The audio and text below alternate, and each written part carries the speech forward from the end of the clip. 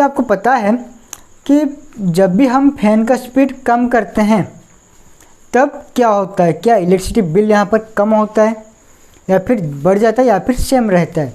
तो दोस्तों इसका आंसर मैं आपको पहले बता देता हूँ, उसके बाद मैं आपको डिटेल्स में समझाऊंगा। तो दोस्तों इसका जो आंसर है ये है कि पहले जो कुछ साल पहले का जो फ़ैन चल रहा था तब अगर आप फ़ैन का स्पीड कम भी करो या फिर ज़्यादा करो तब बिल आपका सेम ही आता था। लेकिन अब क्या होता है कि अगर आप फ़ैन का स्पीड को कम करते हो तो यहाँ पर आपका जो इलेक्ट्रिसिटी का बिल वो कम होता है। अगर आप फुल स्पीड पे चलाते हो तो आपको फुल बिल देना होता है। ठीक है, तो आपको मन में क्वेश्चन आ रहा होगा कि पहले क्या था अब क्या है? पहले क्या हम कुछ अलग सा फ़ैन यूज करते थे? नहीं दोस्तों, पहले जो फ़ैन हम यूज करते थे आज भी वही फ़ैन यूज कर रहे हैं। तो यहाँ पर क्या हो रहा है कि कुछ टेक्नोलॉजी हम यूज कर रहे हैं वो कि पहले के हिसाब से कुछ एडवांस है, और वो क्या करता है कि जब हम फ़ैन का स्पीड को रेगुलेट करते हैं तो वो भी इलेक्ट्रिसिटी बिल को वहाँ पर रेगुलेट करता है। ठीक है, तो दोस्तों जो रेगुलेट होता है तो वो कुछ 3 तरह का होता है। ठीक है, रेगुलेटर जो होता है वो बेसिकली 2 तरह का होता है और उसके बाद हम उसको 3 तरह का डिवाइड करेंगे। देखिए, तो जो पहले का होता है एक होता है इलेक्ट्रिकल, ओके, और जो दूसरा होता है वो होता है आपका इलेक्ट्रॉनिक्स। दोस्तों हैंडराइटिंग थोड़ा ख़राब है मेरा, ओके। तो यहाँ पर हम रेगुलेटर को 2 तरह से डिवाइड करते हैं, एक होता है इलेक्ट्रिकल और एक होता है इलेक्ट्रॉनिक्स होता है। ये भी 2 तरह का होता है, एक होता है आपका स्टेप वाइज, ओके, और एक होता है आपका स्मूथली मूवमेंट, और उसे हम बोलते हैं मूवेबल। ठीक है, एक होता है आपका स्टेप वाइज और एक होता है आपका मूवेबल। जो हम पहले का जो रेगुलेटर यूज करते थे बड़ा बड़ा आपने देखा होगा, रेगुलेटर कुछ इस तरह का होता है, इसके अंदर एक रेजिस्टिव कॉइल होता था और यहाँ से कुछ टेपिंग के पॉइंट निकाला जाता था। तो जब भी हम इसको एक नंबर पर ला के कनेक्ट करते थे तब देखिए यहाँ से यहाँ तक रेजिस्टेंस जो है फुल रेजिस्टेंस कनेक्ट होता है, जिसके वजह से यहाँ पर करंट भी कम आता है और यहाँ पर क्या होता है कि फैन लोअर स्पीड में घूमता है। तो जैसे जैसे हम यहाँ पर इसको घुमा के लेके जाते हैं 1 2 3 4 5 करके, तब क्या होता है कि स्टेप वाइज हमारा रेजिस्टेंस भी कम होता जाता है। ठीक है, जिसके वजह से हमारा फैन का स्पीड भी रेगुलेट होता है। ओके, लेकिन दोस्तों जो कि इलेक्ट्रॉनिक्स आता है, ठीक है, तो यहाँ पर कुछ ऐसा नहीं होता है, वो हम आगे बात करेंगे। तो अभी हम बात करते हैं कि इलेक्ट्रिकल का जो बिल के ऊपर क्या इफेक्ट डालता है। तो देखिए, अगर हम इलेक्ट्रिकल के रेगुलेटर यहाँ पर यूज करते हैं तो दोस्तों यहाँ पर अगर आप फैन का स्पीड को 5 पर चलाओ या फिर 1 पर चलाओ, ठीक है, तब क्या होता है कि आपका जो फैन का जो बिल है ये आपका हमेशा कांस्टेंट रहेगा। आपका 5 नंबर पर जितना बिल आता होगा 1 नंबर पर चलाने पर उतना ही बिल आएगा। ये ऐसा क्यों होता है? देखिए, अगर दोस्तों मैं इसको 1 नंबर पर कनेक्ट कर रहा हूँ तो जो करंट हो वो इस रेजिस्टेंस के थ्रू फ्लो हो रहा है, कहाँ पर? फैन पर। ठीक है, तो यहाँ पर करंट तो फैन को कम जा रहा है। तो दोस्तों अभी आप सोच रहे होंगे फैन पर करंट कम आ रहा है तो बिल कैसे ज़्यादा आ रहा है? देखिए, तो फैन पर हमारा करंट तो यहाँ पर कम आ रहा है, लेकिन दोस्तों ये जो रेजिस्टिव कॉइल है, ये जो कॉइल होता है जब इसके अंदर से करंट गुजरता है तब क्या होता है कि ये हीट होता है। तो दोस्तों फैन हमेशा कोशिश करता है कि फुल करंट लेने के लिए ये हमेशा फुल करंट को खींचता है। ठीक है, तो ये क्या करता है कि उसे रोकने की कोशिश करता है, जिसके वजह से ये हीट होने लगता है। तो जो करंट होता है, जो एक्स्ट्रा करंट यहाँ पर रुक जाता है, वो क्या होता है कि हीट के माध्यम से यहाँ पर डिस्ट्रॉय हो जाता है। ठीक है, यानी कि जितना करंट फैन खींचना चाहता था वो खींचता है। ठीक है, तो रेजिस्टेंस की वजह से वो करंट यहाँ पर नहीं जा पाता है, जिसकी वजह से फैन का स्पीड कम होता है। और जो करंट यहाँ पर नहीं जा पाता है वो करंट क्या होता है कि इस रेजिस्टेंस की वजह से यहाँ पर हीट जनरेट होता है, और उस हीट के वजह से वो जो करंट होता है वो यहाँ पर क्या होता है कि डिस्ट्रॉय हो जाता है। ओके, तो इसी वजह से इलेक्ट्रिकल रेगुलेटर में आपका कोई भी इलेक्ट्रिसिटी का बिल कम नहीं होता है, चाहे आप फैन का स्पीड किसी भी पॉइंट पर चला लो। तो अभी हम चलते हैं इलेक्ट्रॉनिक्स के ऊपर। ओके, तो दोस्तों इलेक्ट्रॉनिक्स में देखिए, इलेक्ट्रॉनिक्स में क्या होता है कि आपका पावर का सेविंग होता है।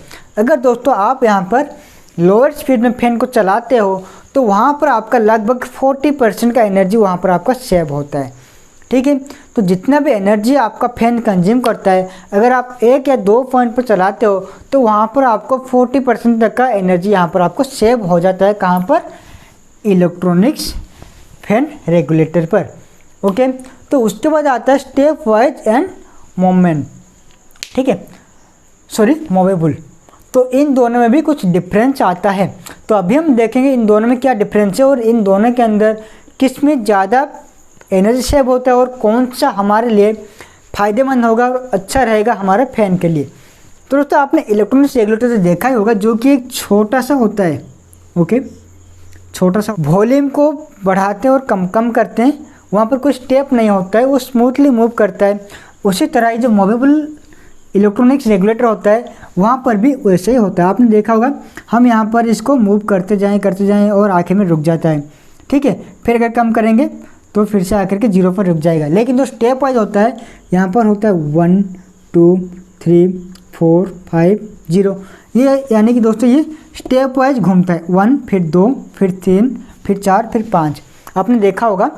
ओके, तो ये जो मूवेबल इलेक्ट्रॉनिक्स रेगुलेटर होता है, इसके अंदर दोस्तों क्या होता है, इसके अंदर एक ट्रैक का यूज किया जाता है। तो चलिए मैं आपको डिटेल्स में बताता हूँ। तो दोस्तों जो कि ट्रैक होता है वो इलेक्ट्रॉनिक्स कंपोनेंट होता है। ओके, जिसके मदद से हम क्या करते हैं, फैन का जो वोल्टेज है, ठीक है, फैन पर जब वोल्टेज जा रहा है उसको हम कम कर देते हैं। क्योंकि दोस्तों आपने देखा होगा, जब आपके एरिया में वोल्टेज कम होता है तब आपका जो फैन होता है वो बहुत ही कम स्पीड में घूमता है। ठीक है, तो अगर हम फैन का जो वोल्टेज जा रहा है फैन के पास, उसे अगर हम कम कर देंगे तो वहाँ पर क्या होगा कि फैन का जो स्पीड है वो भी यहाँ पर कम हो जाएगा। तो उसे रेगुलेट करने के लिए हम यहाँ पर क्या यूज कर रहे हैं, ट्रैक दोस्तों कुछ इस तरह का होता है। ओके, इसका यहाँ पर 3 टर्मिनल होता है, इससे हम बोलते हैं ट्रैक। अगर दोस्तों आपने इंजीनियरिंग में पावर इलेक्ट्रॉनिक्स पढ़ाई होगा तो आपको ट्रैक के बारे में पता होगा। ठीक, ट्रैक होता है, इसका 3 टर्मिनल होता है। एक होता है दोस्तों यहाँ पर आपका MT1 MT2 एंड G। ठीक है, तो ये होता है आपका मेन टर्मिनल 1, मेन टर्मिनल 2 और होता है आपका गेट। ओके, तो दोस्तों जो कि मूवेबल होता है, यहाँ पर क्या होता है कि एक दोस्तों यहाँ पर एक वॉल्यूम जैसा एक प्रीसेट लगा होता है। ठीक है, तो जैसे हम इसको मूव करते हैं तो यहाँ पर क्या होता है कि जो कि गेट का जो सप्लाई होता है, ठीक है, ये यहाँ पर वेरी होता है। ओके, तो जब भी गेट का सप्लाई यहाँ पर वेरी होता है तो यहाँ पर जो आउटपुट का जो सप्लाई है ये भी यहाँ पर वेरी होता है। यानी कि ट्रैक का इस्तेमाल करने की वजह से क्या होता है कि हम एक टर्मिनल पे इसको इनपुट देते हैं और एक टर्मिनल से हम यहाँ से आउटपुट लेते हैं ट्रैक में से। तो जो गेट वाला जो टर्मिनल है यहाँ पर हम क्या करते हैं, एक वेरिएबल रेजिस्टेंस लगाते हैं। ठीक है, जिसके मदद से हम यहाँ पर इस रेजिस्टेंस को जितना कम और ज़्यादा करेंगे उसी के हिसाब से यहाँ पर हमें आउटपुट भी सप्लाई कम और ज़्यादा मिलेगा। ओके, तो दोस्तों यहाँ पर देखिए, यहाँ पर क्या होता है कि वोल्टेज कम और ज़्यादा होने की वजह से आपका जो एनर्जी कंजप्शन है फैन का वो भी यहाँ पर कम और ज़्यादा होता है। जब भी हम लोअर स्पीड में इसको चलाते हैं तब क्या होता है कि यहाँ पर आपका एनर्जी कंजप्शन भी कम हो जाता है।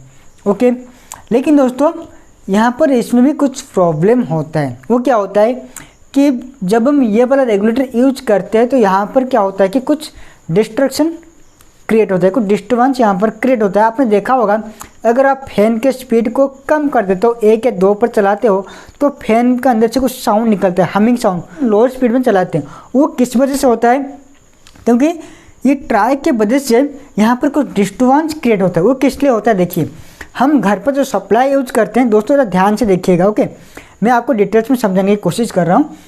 जो हम घर पर जो सप्लाई यूज करते हैं वो क्या होता है, हमारा AC होता है, जो कि अल्टरनेटिंग करंट होता है, जो कि साइन वेव होता है और प्योर साइन वेव होता है। ठीक है, तो दोस्तों इसके अंदर प्योर साइन वेव का इनपुट होता है, ये होता है आपका इनपुट।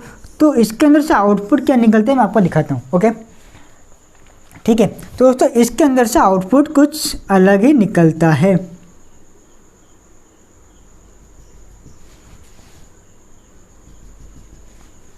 तो इसके अंदर से जो आउटपुट निकलता है कुछ इस तरह से निकलता है। अब यहाँ पर देखिए करंट कुछ इस तरह से यहाँ पर फ्लो होता है। ओके, तो हम यहाँ पर इसको इनपुट दे रहे हैं साइन वेव, लेकिन यहाँ से आउटपुट क्या निकल रहा है, कुछ अलग से यहाँ पर निकल रहा है। यहाँ पर कुछ साइन वेव कट हो रहा है। ओके, तो ये किस लिए हो रहा है, तो जैसे हम फैन के स्पीड को रेगुलेट करते हैं तो ये जो वेवफॉर्म है ये भी यहाँ पर रेगुलेट होता है। ये किस वजह से होता है कि हम इसका आउटपुट कंट्रोल करने के लिए गेट पर जो सप्लाई देते हैं यहाँ पर हम एक फायरिंग एंगल को देते हैं। ओके, तो यहाँ पर जब हम फायरिंग एंगल का सप्लाई देते हैं गेट को ट्रिगर करने के लिए, यानी कि स्ट्राइक को ऑन करने के लिए, ठीक है, तो उसके वजह से यहाँ पर कुछ एंगल का जो वेव होता है वो यहाँ पर कट हो जाता है। ओके, तो अगर हम यहाँ पर 30 डिग्री का फायरिंग एंगल देते हैं तो ये क्या होता है कि देखिए यहाँ से 0 से स्टार्ट होता है, ये होता है आपका 180 डिग्री, ये होता है आपका 90 डिग्री। तो अगर हम इसको 30 डिग्री फायरिंग एंगल दे रहे हैं कहाँ पर, गेट पर, तो यहाँ पर क्या हो रहा है आपका 30 डिग्री पर ये आपका ऑन होता है। तो मान लीजिए यहाँ पर आपका 30 डिग्री होता है तो यहाँ से ऑन होता है। ओके, तो अगर मैं इसको 90 डिग्री देता हूँ तो ये आपका यहाँ से ऑन होगा। ओके, तो ये कुछ इस तरह से वर्क करता है, जिसके वजह से क्या होता है कि एक डिस्टर्बेंस क्रिएट करता है। और दोस्तों हमारा फैन के लिए चाहिए हमें प्योर साइन वेव, लेकिन दोस्तों यहाँ पर कुछ वेव यहाँ पर कट होता है इस फायरिंग एंगल की वजह से। ओके, तो जिसके वजह से कुछ डिस्टर्बेंस क्रिएट होता है और उसी के वजह से दोस्तों फैन में कुछ हमिंग साउंड भी क्रिएट होता है। ओके, तो दोस्तों ये रेगुलेटर ठीक है, लेकिन इसके वजह से फैन में जो डिस्टर्बेंस क्रिएट होता है तो उसके वजह से क्या होता है कि फैन का जो लाइफ है ये थोड़ा कम हो जाता है। ज़्यादा भी ख़राब नहीं होगा, तो लाइफ जो है फैन का वो थोड़ा कम हो जाएगा। तो दोस्तों अभी हम चलते हैं अपने स्टेप वाइज की ओर। ठीक है, तो दोस्तों जो कि स्टेप वाइज होता है वो कुछ इस तरह से होता है, जहाँ पर कुछ स्टेप होता है। ठीक है, देखिए इसके अंदर क्या होता है, इसके अंदर कोई भी ट्रैक नहीं होता है, ये इलेक्ट्रॉनिक्स कंपोनेंट यूज किया जाता है, लेकिन यहाँ पर ट्रैक नहीं होता है। यहाँ पर दोस्तों क्या होता है, कुछ कैपेसिटर होता है। तो दोस्तों इसके अंदर क्या होता है, कुछ कैपेसिटर को कंपनी क्या करता है, सीरीज में कनेक्ट कर देता है। ओके, और यहाँ से कुछ पॉइंट टेपिंग करके निकाल लिया जाता है। ठीक है, तो ये हो गया आपका C1, C2, C3, C4। Okay, तो यहाँ पर आपको कितना पॉइंट मिलता है, 1 2 3 4 5 पॉइंट यहाँ पर मिल जाता है। तो अगर दोस्तों मैं यहाँ पर इसको सप्लाई दे रहा हूँ, ठीक है, तो यहाँ पर अगर आप यहाँ से अगर आप सिलेक्शन लेते हो तो यहाँ पर आपका लो स्पीड में घूमेगा, यानी कि आपका हो गया 1, ये आपका हो गया 2 3 4 और ये हो गया 5। तो इसके अंदर कुछ कैपेसिटर इस तरह से कनेक्टेड होते हैं, यानी कि सीरीज में कनेक्टेड होते हैं। ठीक है, जिसके वजह से क्या होता है कि यहाँ पर वोल्टेज का भी ड्रॉप होता जाता है। जैसे आप कैपेसिटर इंक्रीज करते जाओगे तो आपका जो वोल्टेज ड्रॉप है ये भी यहाँ पर दोस्तों इंक्रीज होता जाए, और यहाँ पर कोई भी हीट जनरेट नहीं होता है और ना ही यहाँ पर कोई डिस्टर्बेंस क्रिएट होता है। ठीक है, तो इसी वजह से जो स्टेप वाइज वाला जो रेगुलेटर होता है ये दोस्तों सबसे बेस्ट रेगुलेटर होता है। ठीक है, आपके टाइम में ये सबसे बेस्ट है। अगर आगे कोई और टेक्नोलॉजी आता है तो मैं आपको बता दूंगा। ठीक है, तो इसमें आपका क्या होगा कि बहुत ज़्यादा बिजली का बिल का बचत होगा। यहाँ पर क्या होता है आपका, अगर आप 1 नंबर या फिर 2 नंबर पर फैन चलाते हो तो यहाँ पर लगभग आपका 40% का एनर्जी यहाँ पर सेव हो जाएगा। ठीक है, तो दोस्तों मैं आपको रेकमेंड करूँगा कि आप जब भी रेगुलेटर यूज करते हो, रेगुलेटर जब भी आप बाय करते हो तब आप इस कैपेसिटर वाले रेगुलेटर को बाय कीजिए। ये दोस्तों थोड़ा कॉस्टली मिलेगा। अगर दोस्तों आपको इलेक्ट्रिकल का जो रेगुलेटर है वो अगर आपको 50 रुपये में मिलता है तो वहाँ पर आपको जो कि मूवेबल वाला है, जो कि ट्रैक वाला है, वो वहाँ पर आपको अगर मिलता है 120 रुपये का, तो ये आपको मिल जाएगा लगभग 200 के आसपास। ठीक है, ये थोड़ा ज़्यादा कॉस्टली है, लेकिन दोस्तों ये आपके फैन के लिए बहुत ही ज़्यादा अच्छा है दोस्तों। ठीक है, तो जो मूवेबल मैंने आपको बताया था जहाँ पर ट्रैक यूज होता है वहाँ पर कुछ डिस्टर्बेंस क्रिएट होता है, लेकिन दोस्तों यहाँ पर कोई भी डिस्टर्बेंस क्रिएट नहीं होता है। ठीक है, तो दोस्तों आशा करते हैं आपको समझ में आ गया होगा कौन सा रेगुलेटर हमारे लिए अच्छा है। तो दोस्तों मैं आपको रेकमेंड करता हूँ कि आप जब भी रेगुलेटर यूज कर रहे हो तो ये वाला रेगुलेटर यूज कीजिएगा। ठीक है दोस्तों, वीडियो में अगर कुछ भी कमी रह गया हो तो आप मुझे कमेंट करके बताइए। अगर आपको कोई भी डाउट रहता है तो आप मुझे कमेंट करके पूछ सकते हैं, और अगर आपके मन में कोई क्वेश्चन है तो आप मुझे कमेंट सेक्शन में कमेंट कीजिए, मैं उसके ऊपर अलग सा वीडियो बना दूंगा। ठीक है दोस्तों, आज के लिए बस इतना ही। अब फिर मिलते हैं अपने नए वीडियो में कुछ नए ज्ञान के साथ।